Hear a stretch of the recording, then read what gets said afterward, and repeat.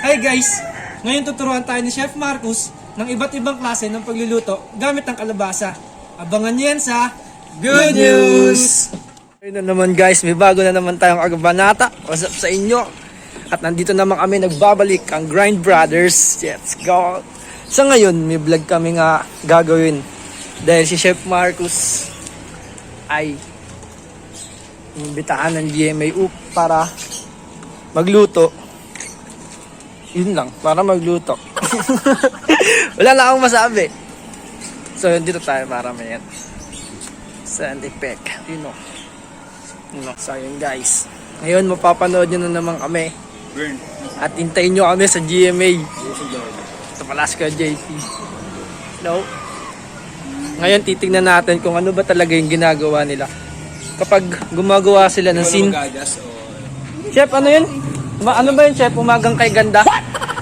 Good News TV. Good News TV pa. ABS pala to, kapamilya pala to. So yun guys. Hintayin nyo kami mamaya dahil mamaya mag-a-assist kami kay Chef. Ano, naka-intron na school dyan. Ito naman ang sa akin guys, syempre. Ayan. So yun muna guys. Get back. Yun guys, no? Sisimula na kami ngayon. Tinitake na nila yung i-video para sa papalabas sa GMA sa amin. Umagang kay Gat ba yun? What? Ano kay Gat ba yun? Tuwing umaga sa akin yung breakfast. Nagluluto tuwing umaga. Bawal kasi maingay dun guys. Kaya dito lang na. Tapos habang nagluluto na siya, lapit tayo doon. So yun guys, update ko lang kayo. Baka babalikan na ulit.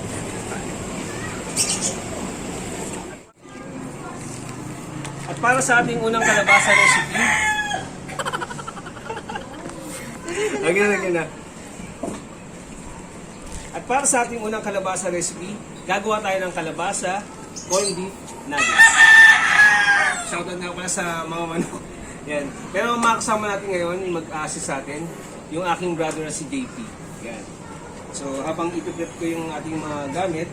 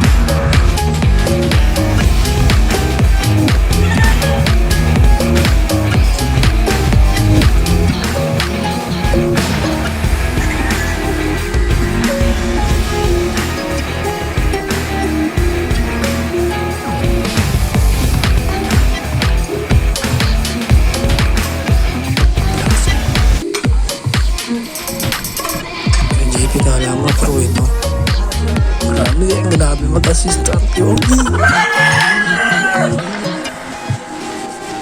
Ano masasabi mo, Brad? ano yung ginawa ko din?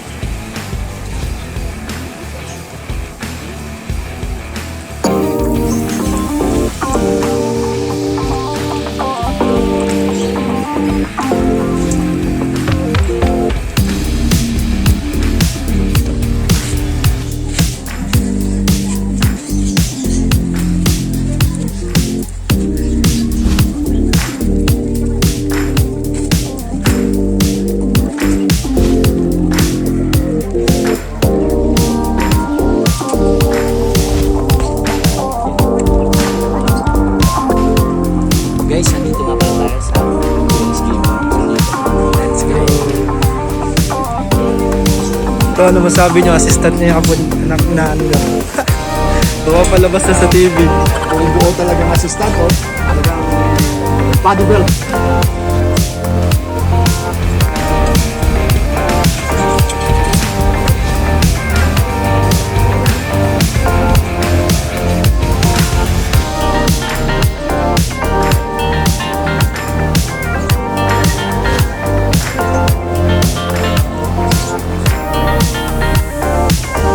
Ayan po ang behind the scene.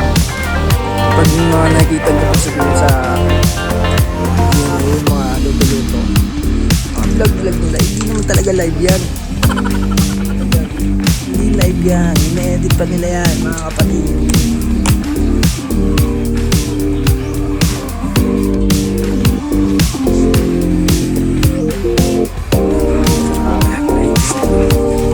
Seaweeds, ay, seaweeds.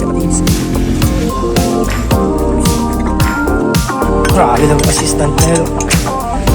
Kompleto. Para sa ating pangalawang recipe, gagawa po tayo ng kalabasa fries.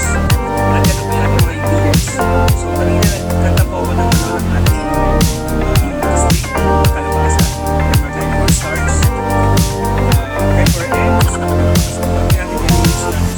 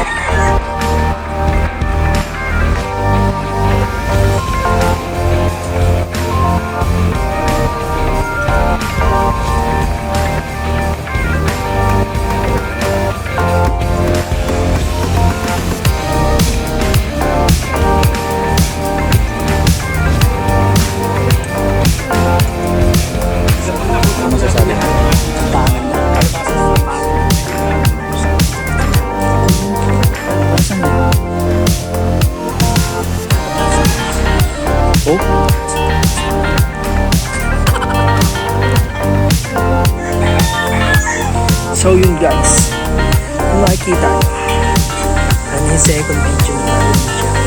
Luto na ang french fries kalabasa. Kita nyo ako sa camera. Na. Chef, isang shoutout naman dyan. Shoutout nga pala sa mga kaibigan. Yeah! Mga malupitan natin kasama. Mas maganda panoorin nyo to guys para sa mga anak nyo na hindi masyadong kumakain ng gulay or mapili sila. Yung ginagawa ng tropa naming chef para din sa mga bata na hindi masyadong kumakain ng gulay. Pwede nyo maluhan ng malunggay at iba't ibang klase na hindi naman agad malalasaan ng mga bata. Parang kamote rice lang. Napakaswerte na maging asawa ni chef. May luto sa umaga, may merienda sa tanghali, at may kainan sa gabi. Grabe! Shoutout naman dyan. Shoutout naman dyan. Kung makikita niyo po nga sa mga lapad, mga quiz.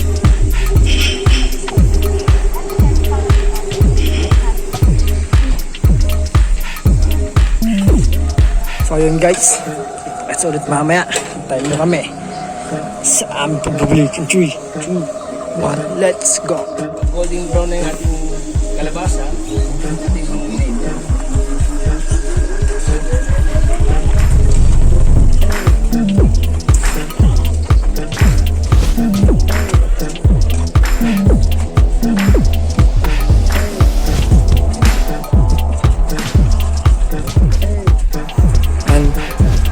Rating sa mga ano kakain. Hinintay lang kami sa mga luto ni chef.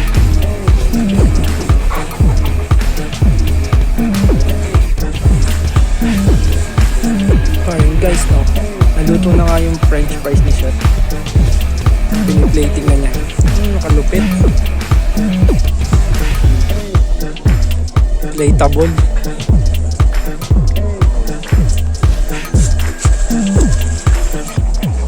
Tanan!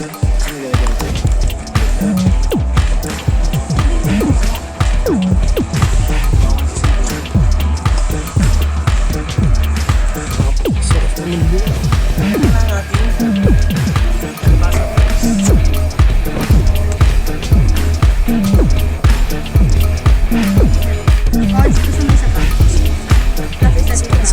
Isa pa.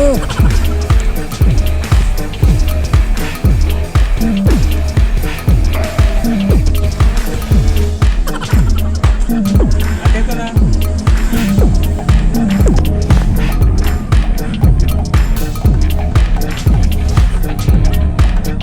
At ito na ang ating kalabasa fries.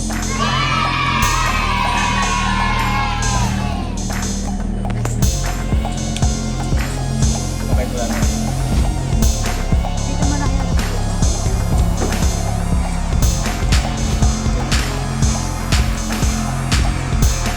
Hindi ko lang yung kuha yung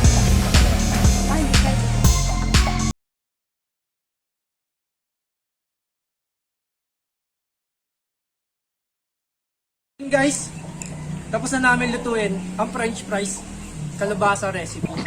Ngayon, kung makikita niyo si Chef Magus, ng aking assistant, ay pinaluto ko sa kanya ang french fries na to. Ngayon, sisimulan ulit namin ng kalabasa nuggets para makita niyo naman at pwede niyo gawin ito para sa inyong mga anak na hindi kumakain ng gulay. So, ang gagawin lang natin, ang recipe, corned beef. Kalabasa, sibuyas, bawang at iba pa na gusto nyo ilagay. Siyempre, dudurugin muna natin tong kalabasa. Ang sarap naman yan, Chef Jomar. Masarap talaga to guys. Galing pa to. Alam nyo ba kung sino naka-invento nito? Sino ba, Brad? Naka-invento nito si Albert Einstein. Noong panahon na yung anak niya, hindi kumakain ng gulay. Wow. Nagawa niya ng corned beef. Kasi uso na corned beef nun guys. Usong-uso na yun. Dahil sa kanila, wala, ano eh, tawag doon, walang kumakain ng gulay. Kaya ang ginawa ni Albert Einstein, kasama niya si philosophy, sino ba yun? Si Andrew E. Na gumawa nito guys. Kamusta yung assistant po? Medyo... Busy siya ngayon kasi pinatusan ko mag-iwa-iwa kasi kulang Sayang to. eh. Parang walang masayang guys. Yan. Mix nyo lang siya parang cheese. Yan. Pwede na yun, chef. Baka pwede mo na ilagay dito. Ayan boss ah. Okay. Hintay lang ako, chef. Number for order. Brad, contact number daw for order. So, sa contact or kung gusto nyo umorder ng gato guys, ang budget meal nyo lang ay 30 pesos na pure foods, corned beef, baka naman. Yan, i-mix ko na siya guys. Ang budget nyo lang dito ay mag-aalaga lang ng 150. So guys, ito na. Haluin na natin siya. Siyempre,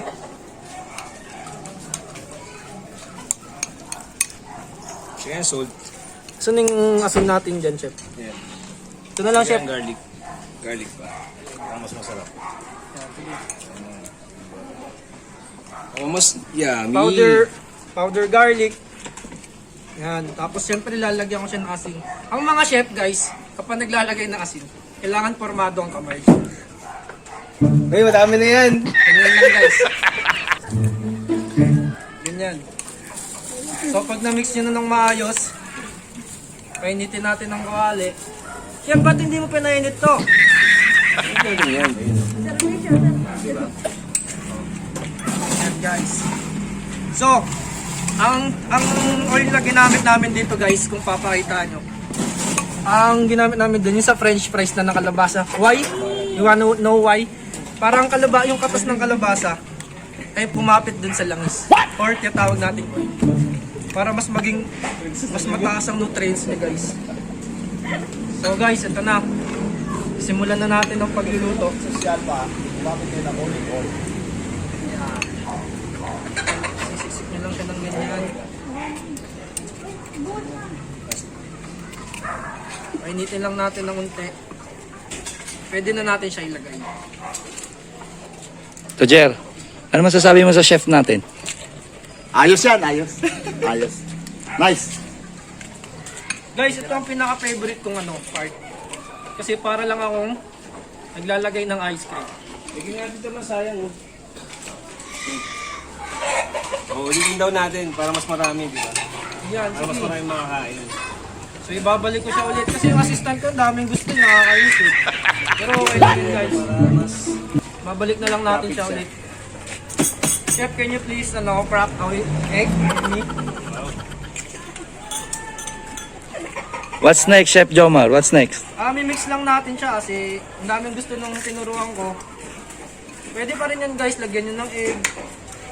Tapos, ayoko yung endorse yung kasi wala pa kaming freebie sa kanila eh.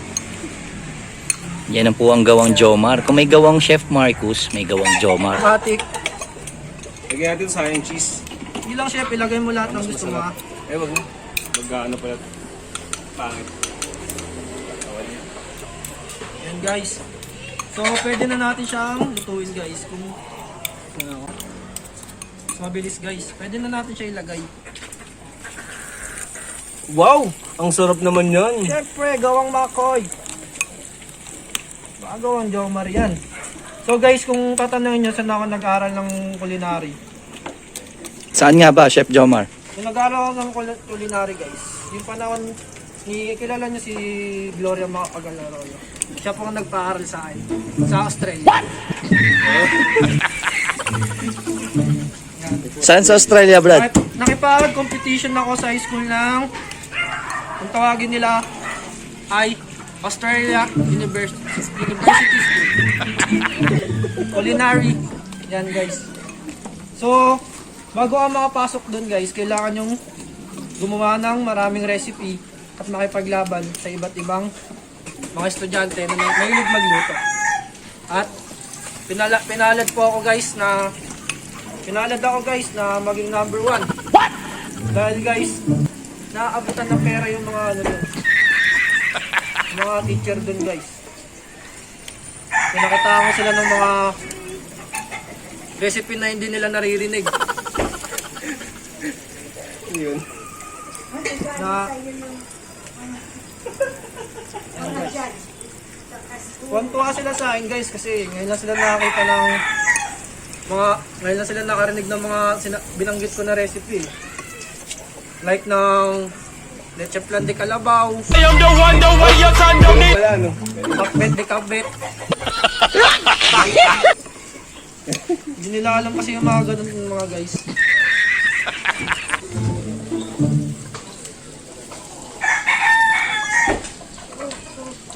Yun guys.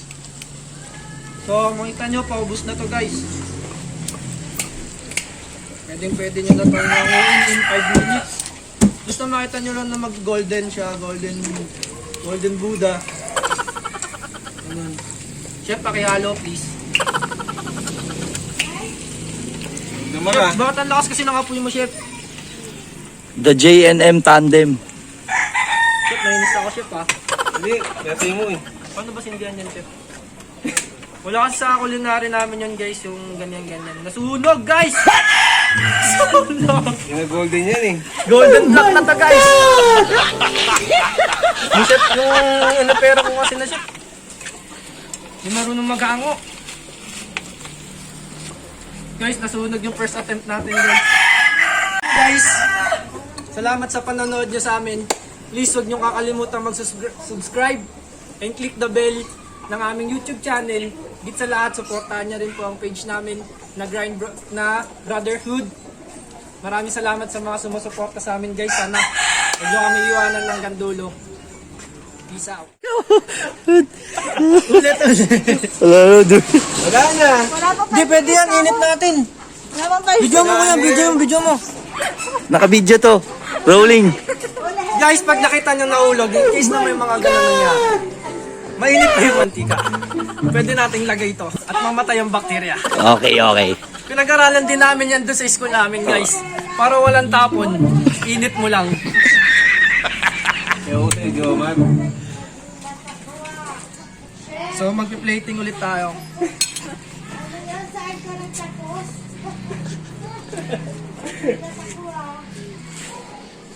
Pwede natin i-bloopers yung kuya, yung tumilya ako. Ayun na, ayusin na natin. So yun guys, kung makikita nyo, luto na ang ating chicken, corned beef nuggets with kalabasa recipes. Ngayon lalagyan na natin siya na mayonnaise. Baka naman.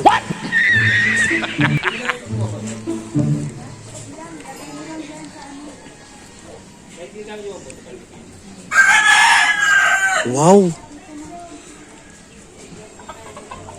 Wow!